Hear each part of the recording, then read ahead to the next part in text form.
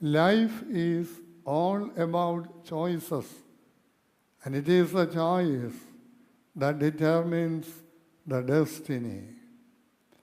ജീവിതം എന്ന് പറയുന്നത് തിരഞ്ഞെടുപ്പുകളുടെ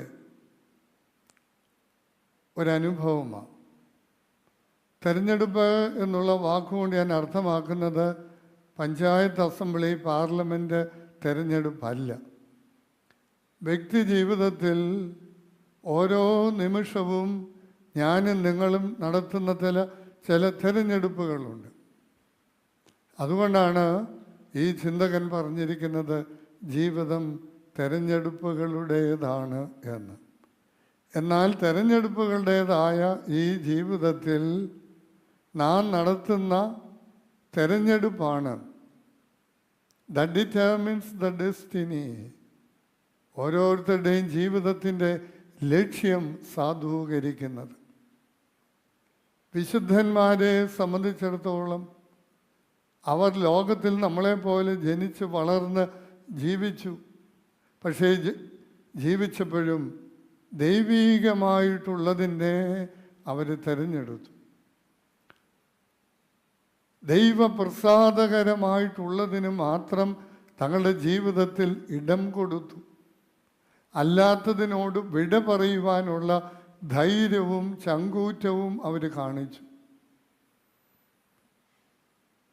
പാട്ടിൽ കേട്ടില്ലേ, ഗീവർഗീസിന് വൈരാഗ്യം.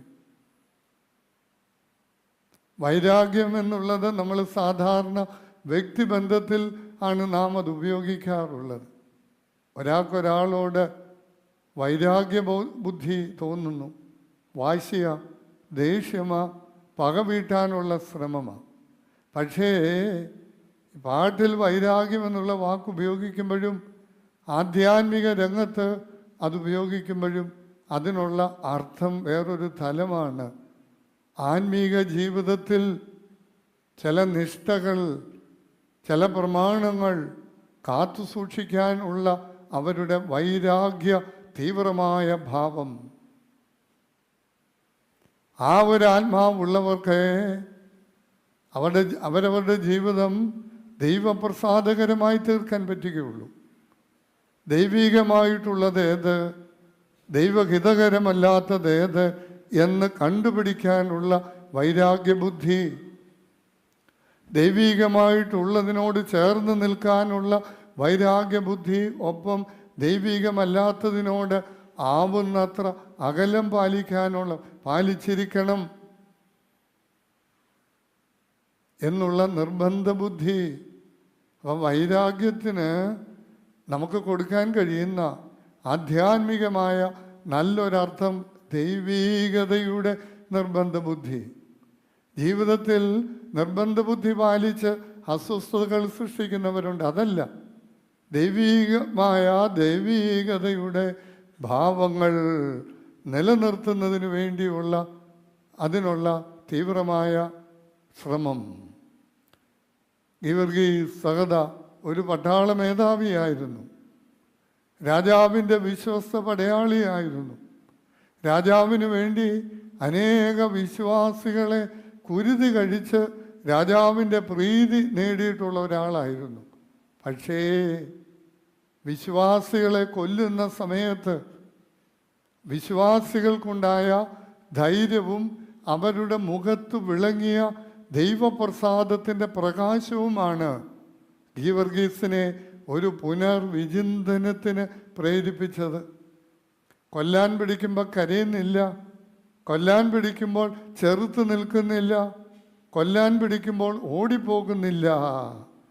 പുഞ്ചിരി തൂകി കർത്താവിന് വേണ്ടി, വിശ്വാസത്തിനു വേണ്ടി, ക്രിസ്തുവിലുള്ള ജീവിതത്തിനു വേണ്ടി ജീവൻ ബലി കഴിക്കപ്പെടുന്നത് ഭാഗ്യമെന്ന് ചൊല്ലിക്കൊണ്ട് ഏറ്റുപറഞ്ഞതുകൊണ്ട് മരിക്കുമ്പോഴും ദൈവത്തെ മഹത്വപ്പെടുത്തി മരിക്കാൻ തയ്യാറായത് ഗീവർഗീസ് സഹദായുടെ കണ്ണുകൾ തുറന്നു. എന്താണ് അതിൻ്റെ രഹസ്യം? അദ്ദേഹം കണ്ടുപിടിച്ചപ്പോൾ ആ ദൈവികമായ ജീവിതം നൽകുന്ന സന്തോഷവും ആനന്ദവും അതിലുപരിയുള്ള പ്രത്യാശയും അത് കണ്ടെത്തിയപ്പോൾ രാജാവിനെ വിട്ടു. രാജാവിൻ്റെ പക്ഷം വിട്ടു, രാജാവിൻ്റെ തീരുമാനങ്ങൾ നടപ്പാക്കുന്നത് വിട്ടു. പിന്നെ ദൈവീകതയുടെ the choice that Givergis made to be on the side of the Lord.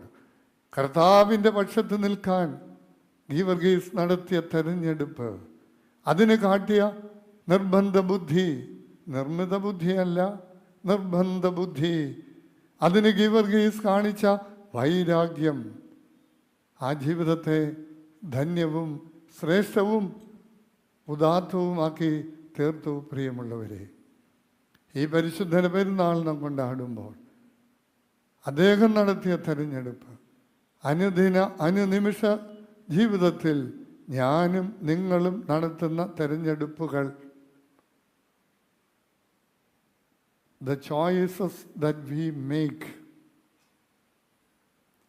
അവിടെയാണ് നമ്മുടെ ഭക്തിയുടെ വൈരാഗ്യവും തീവ്രതയും പ്രകാശപൂർവമായി നിലനിൽക്കേണ്ടത്.